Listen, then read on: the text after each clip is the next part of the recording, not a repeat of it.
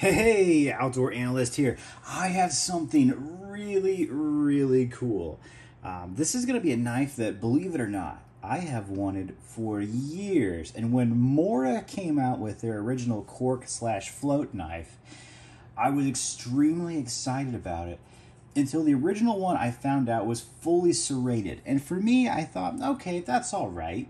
But then they came out with a regular version of it with a regular Scandi grind blade. And I knew right away I had to have it. But I have waited on this knife for really, I think, a couple of years.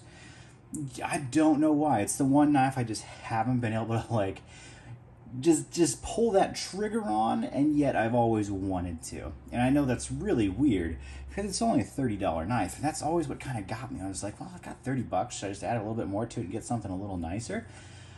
But this is a knife that's always intrigued me because I do a lot of kayaking, I do a lot of fishing, I pretty much fish every other day essentially, and I love knives that are just kind of made for that. And this is one that is specifically set up as a boat knife. Why? Because the handle is 100% cork and it floats straight up and down. It's the first thing I did, throw this thing in the water. Very cool. And it's also probably the lightest fixed blade I own. And what do am I serious about that? Yeah, here's my other little Eldris from Mora. It's lighter than this thing, I'm almost 100% sure. This tiny little bushcraft knife is usually my backpack knife. Or at least one of them. It's one of my main ones for years. It was my original main one. And I've kind of moved up to like more expensive knives for backpacking. But if I was back in the day and I wanted an ultralight backpacking knife, I usually tell people just go get like a Mora 511. This actually is lighter than the old school 511 here. And one of the cool things about it, one, it floats. Two, it has a longer handle. Quite a bit longer, actually. I'll put these right next to each other. That's actually quite a bit of extra grip there. And for someone who has large XL hands, the 511, literally, I max out. Like, I get right to the edge. It just gets to the point that bird's beak is starting to push my hand forward. So it's okay. This works for me. This, I still have space to play with. Look at that. That looks like a lot of space because it is.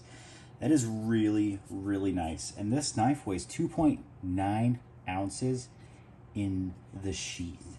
That is insane. This is just a hair bit heavier than a Benchmade bug out. What you're getting is a fixed blade knife, one that floats. It has a very long blade, essentially, 3 3/4 inches. Very thin. This thing is wicked thin, way thinner than the 511 or 511. And it's a little bit longer, just by a hair, a little bit longer as well. That's really cool.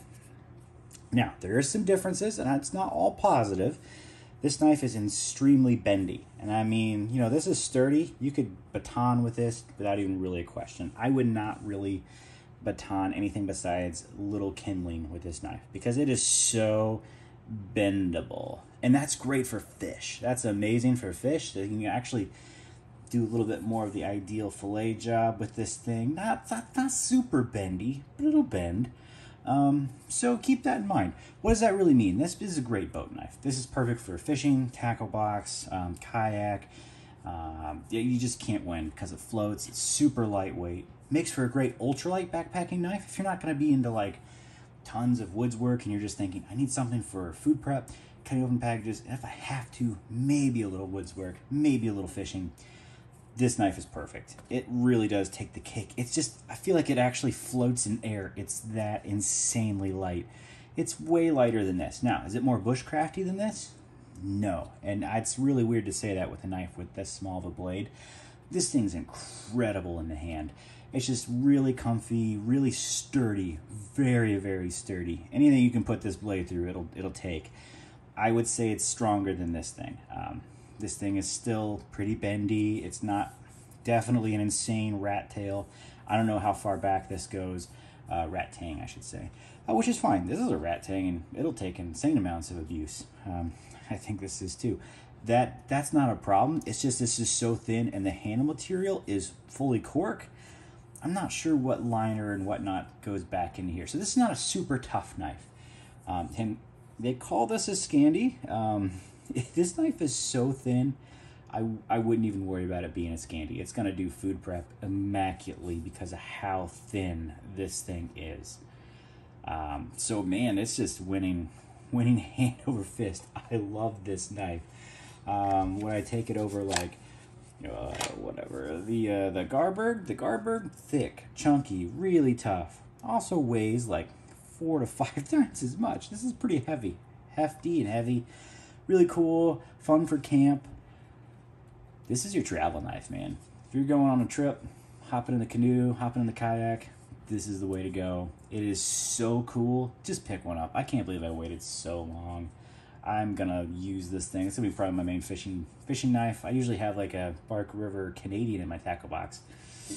This is taking over. It really is. It's just so light. I just can't get over it. So super cool. If you're even thinking about one, don't hesitate like I did. I hesitated for far too long. And it's a stainless Sandvik 12C27. It's a really good steel. Not an insane edge retention. But it's so easy to sharpen. I've sharpened this thing so many times. I've even put a V edge on it at one point, and then I took it back out to regular Scandi. I don't know why. I just wanted to try it, see how it would do. But it's a great steel. It's super easy to sharpen. It'll do a lot of work for fishing and kayaking work, man. You'll maybe sharpen this once a year, I feel like.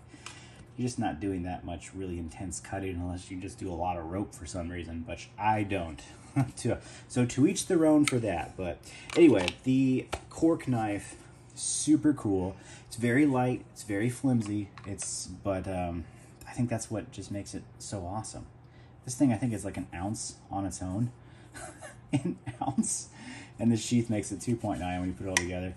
That's just, it's kind of next level. It makes no sense, and I absolutely love it. So there it is. That is the Mora float knife or cork knife. $30. Well worth the investment for a sweet fishing tool. Absolutely love it. I can't wait to put tons and tons of use to this thing this year. All right, I'll catch you on the next one. And feel free to like and subscribe. It always helps the channel out. All right, see ya.